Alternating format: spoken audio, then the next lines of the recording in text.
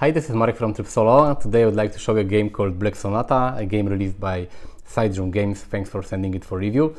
This is a hidden movement game for one player, so this is quite unique. Hidden movement game about William Shakespeare's mysterious lady. He wrote a lot of sonnets about a mysterious lady, dark lady, and until today a lot of scholars, they disagree who really the dark lady is. So in this game your task will be to track her and to reveal her identity. You will move around London, around different locations. You will try to find different clues and successfully reveal the identity of the dark lady. Let me show you how the game plays, and then I will tell you my opinion about it. This is Black Sonata, prepared for play. You have the game board with London and different locations. You will use your pawn to move to different locations, trying to search for the dark lady, and in the end trying to identify her and guess who she is. The dark lady you are looking for is hidden here. She's picked randomly from all the dark ladies cards that are available in the game. You have a lot of them, they have different suits. So at the start of the game you pick one randomly, and this is one you will be looking for. The remaining clue cards, dark lady cards, are shuffled and hidden behind this card because they serve as clues that will help you to identify the dark lady in your game. Additional clue is hidden here. The additional clue shares the same suit of the dark lady you are looking for. It's hidden behind all the location cards, and you will be able to get it when you visit all the locations on the board. Each time you visit a new location, you will get a location card, and when all location cards are in your possession, you will get this additional clue. What are the clue cards used for? They show different symbols. The clue card is the same card as here, so you know that the dark lady has got 3 different symbols taken from the 7 here, and you have to guess the 3 symbols of your dark lady in this game. You don't know which symbols are here, you have to guess them correctly. You have these cool wooden tokens. They have 2 sides, green side and black side, and you can use them to, you know, track which symbols you think your dark lady has got. But when you get a clue card, apart from the symbols here, each clue card shows you which symbols from the shown here are shared with the cards of other suits. So for example, we have this suit here, and if you find it here, we know that this card shares exactly 1 symbol with other card of this suit. If you take the green leaf here, for example, we know that this card shares 2 symbols with each card of the green suit. And the more clue cards you get, the easier for you will be to guess which symbols can be on your dark lady card, because sometimes you will know that there are 0 symbols in common with a specific suit, sometimes 1, sometimes 2. So the more clue cards you will get, the easier it will be to identify her. You also have a stealth deck. The stealth deck shows you all the locations that the dark lady will move to, because this is a hidden movement game for a solo player, so you have no other player to, you know, move the dark lady. And this card will show you where she moves each turn. At the start of the game we know that she's in a location with a tree, and then each turn we will reveal a new card, and we will move the possible dark lady location tokens to the locations that she might have gone to. This deck is specially prepared. Each location card has got letters at the top, letters at the bottom. The letters at the top are the easier version, the letters at the bottom are the more difficult version of this game. You have to choose at the start of the game 1 letter. For example, we chose A, and you have to organize all the other cards in the alphabetical order. Then you have to cut the deck in half, and you put this card at the bottom. It shows you number 2. It means that twice during the game you can go through this deck before the game ends and before you lose, because this is like a timer. It shows you that twice during the game you can move through this deck, and then you have to guess the Dark Lady identity. When you prepare this deck, you can choose a different spot here, and then you will organize all the cards alphabetically by looking at specifically this point. There are more cards in the box. Some cards are used only in a specific sequence. So this is, you have 8 different sequences here. You have even more sequences in the rulebook that are not put in alphabetical order. There are some easy sequences, moderate, hard sequences. As you can see, the cards are not put in alphabetical order. So there are a lot of ways to prepare the sequence deck.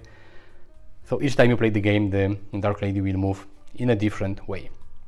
You also have the fog cards. The fog cards are used when you try to locate them.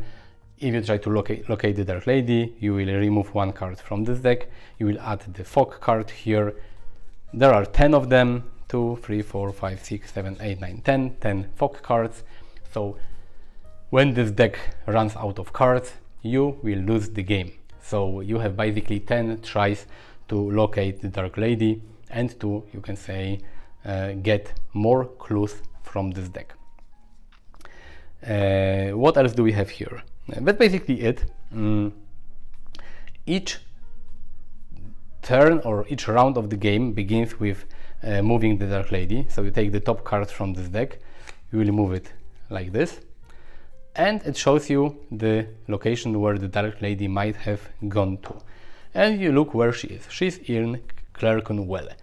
Now we know that she went to a location with a house. From here, there's a house here, and there is a house here. We didn't know where she is because she might be here or here. So she might have gone here, and she might have gone here. You have these cool wooden tokens that are used to track the Dark Lady. And we know that she was here. So is there any house that she can, location of the house that she could move to? She could move to Cripplegate. Okay, so we have the token here, but she also could have moved to Bishopsgate because we have a house here. So now we know that there are 3 possible locations where she is. This is the start of each turn. Then comes are your actions, and you have basically 4 actions that you can take.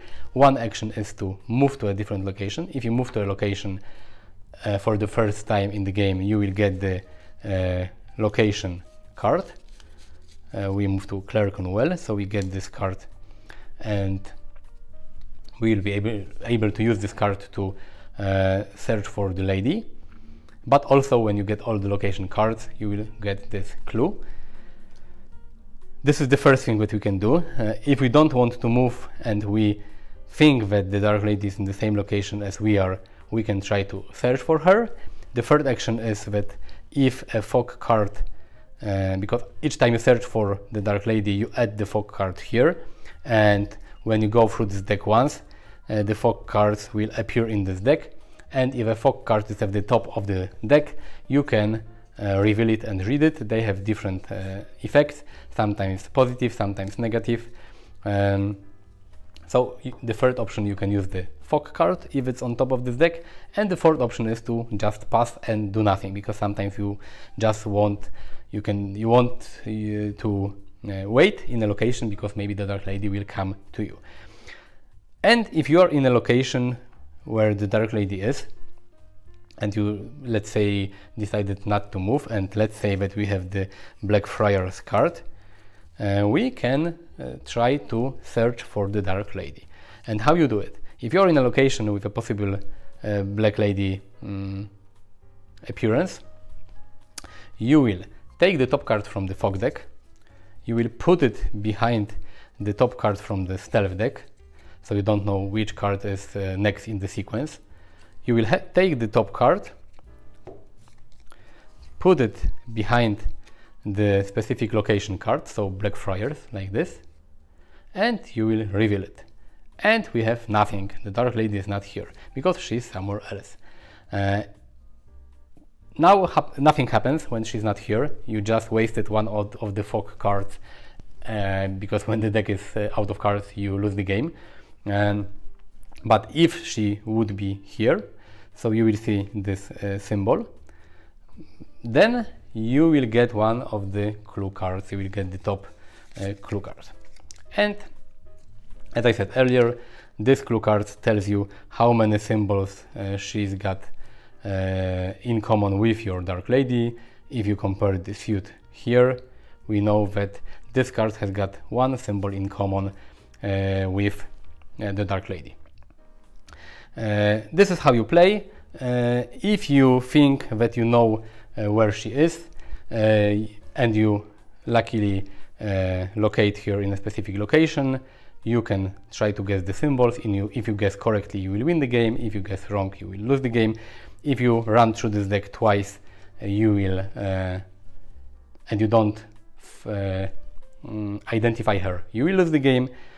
Also, when you are out of fog cards, you will also lose the game. So the only way to win the game is to luckily identify the Dark Lady. And this is how you play this game.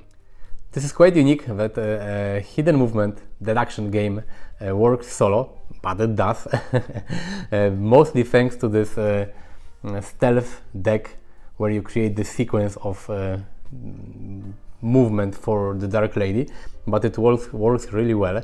There are a lot of sequences on the cards in the rulebook, so each time you play the game you can have an easier or a more complicated sequence of movement.